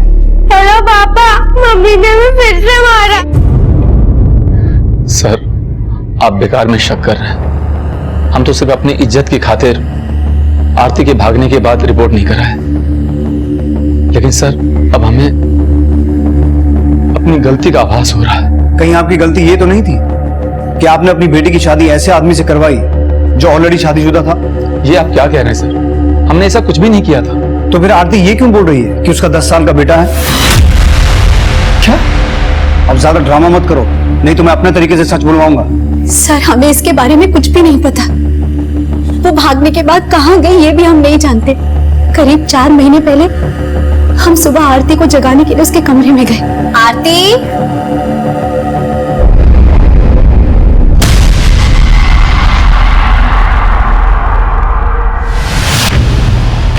आरती के पापा! आरती के पापा! आरती के पापा! क्या हुआ? आरती घर में कहीं पे भी नहीं है। और ये देखिए। सर, उसके गायब होने का रिपोर्ट इसलिए नहीं लिखा है क्योंकि हम इस बात पे शर्मिंदा नहीं होना चाहते थे। वो सिर्फ खुद ही नहीं भागी थी, बल्कि घर से 2 लाख के गहने और 25,000 रुपये भी गायब थे। अब अपना क्या छुपाने के लिए अपनी बेटी को चोर भी बोल रहे हैं? नहीं सर, हम तो ये सोच रहे थे कि एक दिन भूले भटके सही सलामत शायद वो घर वापस आ जाएगी, लेकिन हमने ये नहीं सोचा था कि उसके साथ इतना बुरा हो। आपने कहा कि आरती फोन इस्तेमाल करती थी, उसका नंबर दीजिए। आरती का मोबाइल नंबर पता चलते ही उसके कॉल रिकॉर्ड्स निकाले जाने लगे। आरती के माता पिता शक के घेरे में थे। उनकी आरती से जुड़ी हर जानकारी जुटाई जाने लगी। सर, इन लोगों ने आरती की शादी की होगी ऐसा तो हमें कुछ भी नहीं पता, लेकिन आरती का बाप एक नंबर का लालची और घमंडी इंसान है। आरती को मारता भी बहुत था। हम तुम्हें कॉलेज भेज रहे हैं, इसका ये मतलब नहीं हम तुम्हें खुली छूट दे देंगे।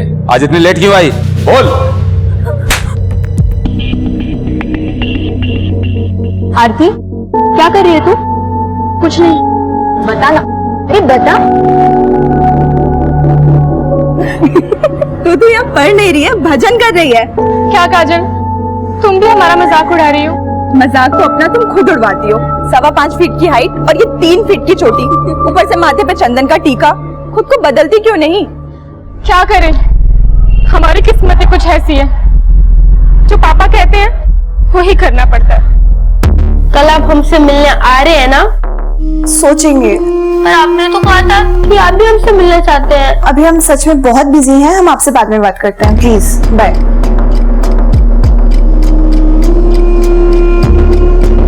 सर, आरती का जो नंबर उसके पेरेंट्स ने दिया था वो नंबर 4 महीने पहले गुरु साहिबगंज में बंद हुआ था। ये देखिए सर। लेकिन सर, ये नंबर बंद होने से पहले आरती की किसी राकेश शर्मा से काफी बातें होती थी। राकेश शर्मा? हाँ सर, ये राकेश शर्मा। सर, इसका नंबर अभी बंद है, लेकिन इसका ये नंबर लखनऊ के एड्रेस पर रजिस्टर्ड है। लखनऊ?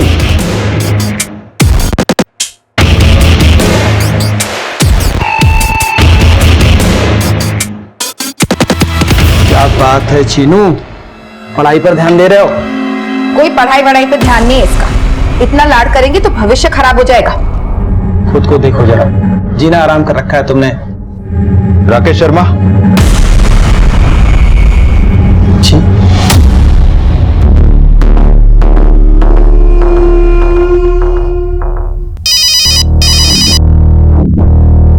हेलो विनीत, राकेश को पुलिस लेके गई है। सर हमें यहाँ क्यों लाया गया है? हमने किया क्या है? 2 अगस्त तिमारपुर दिल्ली, एक कंस्ट्रक्शन साइट में तूने एक कांड किया था। मैं इस लड़की को पहचानता तक नहीं हूँ। तेरे नंबर से इस लड़की को लगातार फोन होते थे और तू कह रहा कि तू उसे जानता भी नहीं है। नहीं सर, हमने कभी इस लड़की को फोन ही नहीं किया है। तेरा दूसरा नंबर बंद क्यों है? हमारा फोन चालू है, 447632 आप लगा के देख लो ना। इस नंबर की बात नहीं कर रहा हूँ, उस नंबर की बात कर रहा हूँ जिससे तू आरती को कॉल किया करता था, 4453666891। अरे नहीं नहीं सर, ऐसा कोई नंबर हम इस्तेमाल ही नहीं करते सर। ये नंबर तेरे नाम पर रजिस्टर्ड है। सर हमें जरूर कोई फंसा रहा है सर। कौन फंसाएगा तुझे? कौन दुश्मन है तेरा? हम खुद ही नहीं समझ पा रहे हैं। और 2 अगस्त को तो हम अपने ऑफिस की मीटिंग के लिए कोलकाता गए हुए थे। मम्मी, पापा को पुलिस क्यों लेके गई? दीदी क्या हुआ, कुछ पता चला? दीदी वो जीजा जी, आप थोड़ा साइड में आइए ना। क्या? सर राकेश शर्मा का एक 10 साल का बेटा भी है, चीनू। ये उसका फोटो सर। कहीं ये चीनू ही तो छोटू नहीं है जिसके बारे में आरती बात कर रही है? हो सकता है राकेश ने आरती को शादी के सपने दिखाए हों और आरती इसी चीनू को छोटू समझ रही है। लेकिन सर ये चीनू राकेश और उसकी बीवी पूनम का बेटा है, और मैंने पता किया कि ये राकेश अपनी बीवी और चीनू के साथ ही रह रहा था। तो फिर आरती से उनका कनेक्शन मुझे नहीं लगता सर। अरविंद, राकेश का वो नंबर जिससे वो आरती को कॉल करता था और उसका दूसरा नंबर, उन दोनों नंबर्स के कॉल रिकॉर्ड चेक करो और राकेश से जुड़ी हर एक इंफॉर्मेशन निकलवाओ। राकेश की बीवी और उसके बेटे चीनू से बात करते हैं और वहां दिल्ली में मिश्रा से कहो कि आरती से राकेश और उसके बेटे के बारे में बात करें। Okay sir. क्या ये वही आदमी है जो तुम्हें दिल्ली लेकर गया था? क्या इसी ने तुम्हें मारने की कोशिश की थी? पहचानने की कोशिश करो।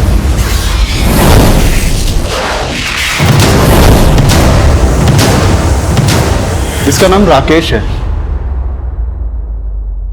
अच्छा, और इस बच्चे को जानती हो? यही छोटू है ना?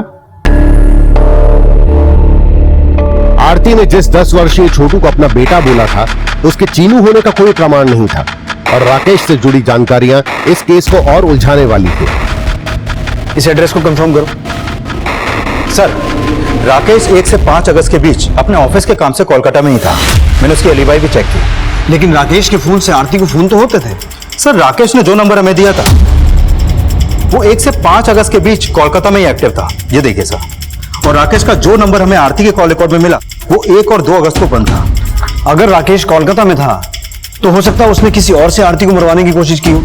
सर राकेश के जो दोनों नंबर्स हमारे सामने आए, मैंने पता किया उन दोनों नंबर्स का लोकेशन पैटर्न सिमिलर नहीं है। मतलब कई बार उन दोनों नंबर की लोकेशन एक ही टाइम पर अलग अलग जगह की थी। तो इसका मतलब ये हुआ कि जिस नंबर से आरती को कॉल होते थे वो नंबर कोई और इस्तेमाल कर रहा था। पॉसिबल है सर। और एक बात सर, राकेश के नाम रजिस्टर्ड जिस नंबर से आरती को कॉल होते थे वो नंबर राकेश के अरेस्ट होने से पहले तक भी एक्टिव था, और उस नंबर से इन 2 लड़कियों को लगातार कॉल होते थे, स्वीटी और पारू। इन दोनों के नंबर्स लखनऊ के अलग अलग एड्रेस पर रजिस्टर्ड है। सर स्वीटी का फोन फिलहाल अभी बंद है, लेकिन ये पारुल का नंबर अभी भी एक्टिव है। सर ना हम आरती को जानते हैं, न स्वीटी को, न पारुल को। सर हमने कुछ नहीं किया, हमें फंसाया जा रहा है सर। लेकिन ऐसा कौन हो सकता है जो तुझे फंसाएगा? और जो नंबर तेरे नाम पर रजिस्टर्ड है वो कोई और कैसे यूज कर सकता है? वही तो हमें खुद समझ में नहीं आ रहा है।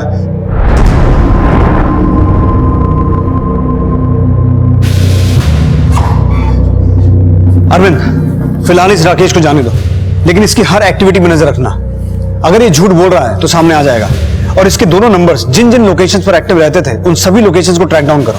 Okay sir.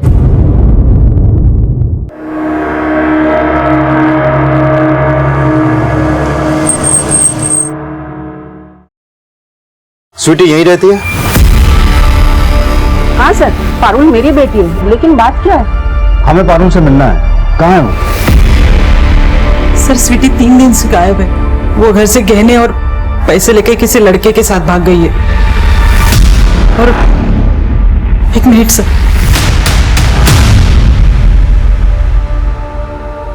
चिट्ठी छोड़ गई है।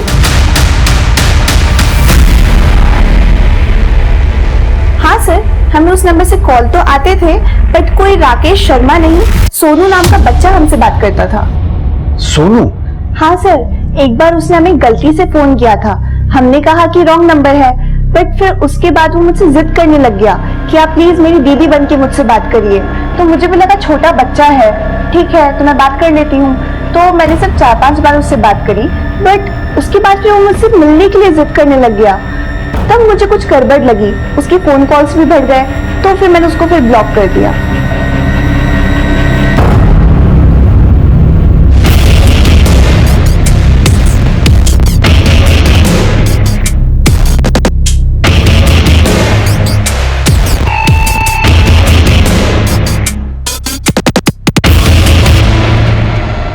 सर, राकेश के नाम रजिस्टर्ड जिस नंबर से आरती को कॉल हो रहे थे, मैंने उस नंबर की लोकेशन ट्रैक डाउन की।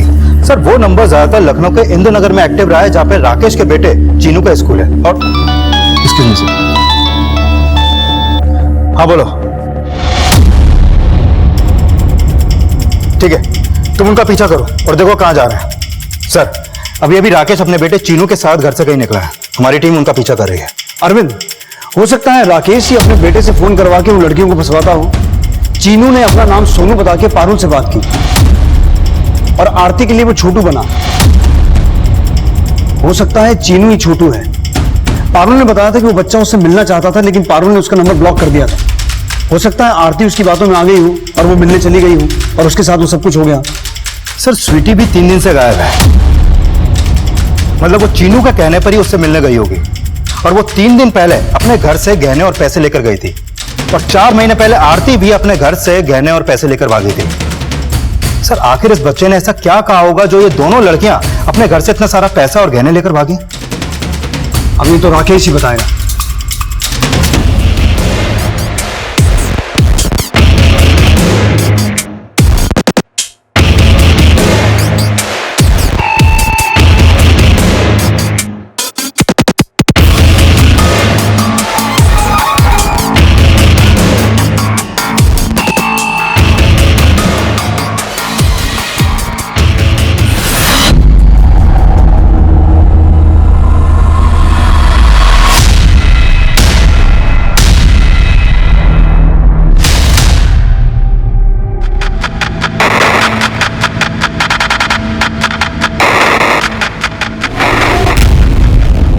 की कोई गलती नहीं है, ये सब तो पीयूष अंकल ने किया है। पीयूष अंकल कौन? वो एक मोबाइल शॉप पे काम करते हैं।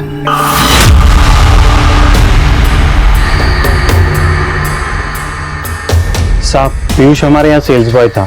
4 दिन पहले छुट्टी लेके अपने गांव गया, बोला उसकी माँ बीमार थी।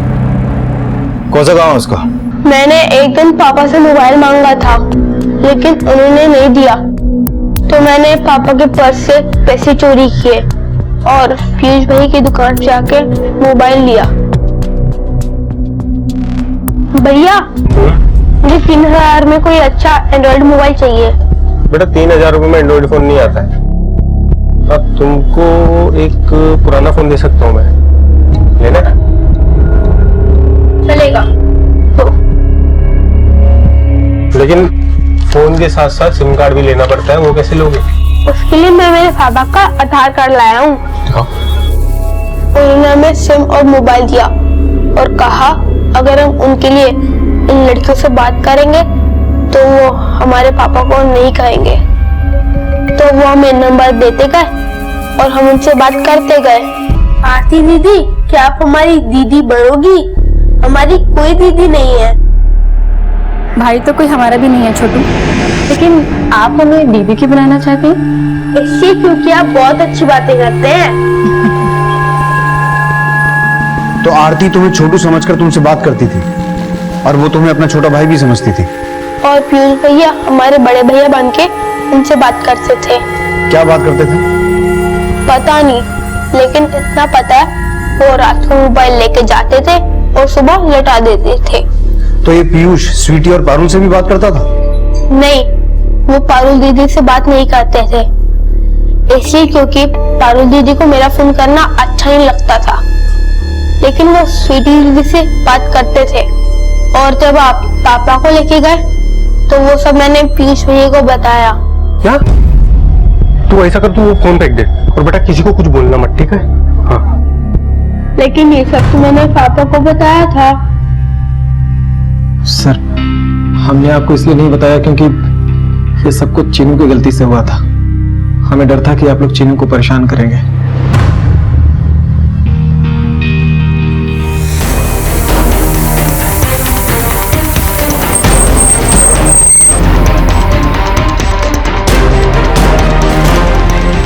पुलिस अब पीयूष के गांव को लोकेट कर चुकी थी जहां से उसके घर का पता चला, लेकिन वहां भी उनके हाथ असफलता ही लगी और इसके बाद उन्होंने तुरंत अपना खबरी नेटवर्क अलर्ट किया और पीयूष के एक ठिकाने का पता चला।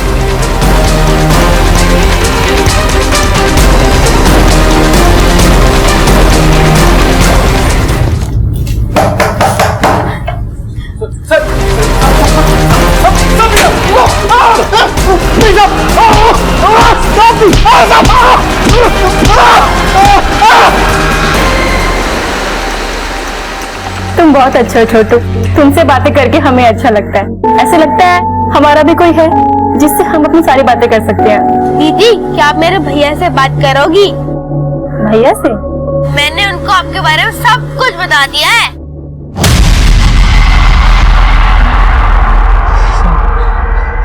साहब एक बार हम गलत नंबर पे रिचार्ज कर दिए थे साहब, और जब हमने उसका डीपी देखा तो साहब उसमें आरती की फोटो थी। साहब पारुल और स्वीटी का नंबर हमको इसलिए मिल गया था क्योंकि साहब वो हमारी दुकान पे रिचार्ज कराने आती थी साहब। सब चीजों की मदद से हम आरती से बात करने लगे, लेकिन सिर्फ एक ही मकसद से करते थे साहब। सब आरती की जिंदगी में बहुत दुख था साहब, तो हम उसको झूठा हमदर्दी देते रहते थे और वो हमको अपना दिल दे बैठी। हमारे पापा को हमारी कुछ नहीं पड़ी है और माँ की वो सुनते नहीं है। अगर यहाँ और रहेंगे तो मर जाएंगे। अरे मरने वरने की बातें मत करो यार, और तुमको चोटी काटना है ना तो काट दो, और जैसा बनना है वैसे बन के रहो। लेकिन ऐसा करने से पापा हमें जान से मार देंगे। देखो अगर ऐसा है ना तो अपने घर वालों को छोड़ के हमारे पास आ जाओ, ठीक है? और जैसा बनना चाहती हो वैसे ही बन के आओ। हम है ना, हम रखेंगे तुमको खुश। साहब वो हमारी बातों में ऐसे आई कि अपने घर का सारा कैश सारा गहना सीधा हमारे पास लेके आ गई। लेकिन चीनू को तो आरती अपना भाई मानती थी, फिर उसे अपना बेटा क्यों बोल रही? साहब हमने बोला था उसको, हमने कहा था कि चीनू भले ही हमारा छोटा भाई है लेकिन माँ बाप के जाने के बाद वो हमारे बेटे जैसा है और उसको बेटे की तरह ही पालेंगे। सब ये सब सपना दिखाया हम उसको, और वो नहीं जानती थी साहब कि हमारे मन में क्या था। साहब हमने उसके साथ वहां पे 3 दिन गुजारे और फिर हम उसको वापस घर जाने के लिए बोलने लगे। साहब वो ऐसे हमारे गले पड़ गई कि हम उसको और नहीं घुमा पाए साहब। हमने उसकी तसल्ली के लिए उसके साथ मंदिर में जाके शादी भी की, लेकिन हम उसके साथ फंसना नहीं चाहते थे साहब। तो कुछ दिन हमने उसको सुल्तानपुर के घर में रखा, फिर एक दिन बोला कि हमको दिल्ली में नौकरी मिला है, वहीं चल के रहेंगे, और दिल्ली में हम उसको तिमारपुर ले आए। हमें लगा वो मर गई होगी।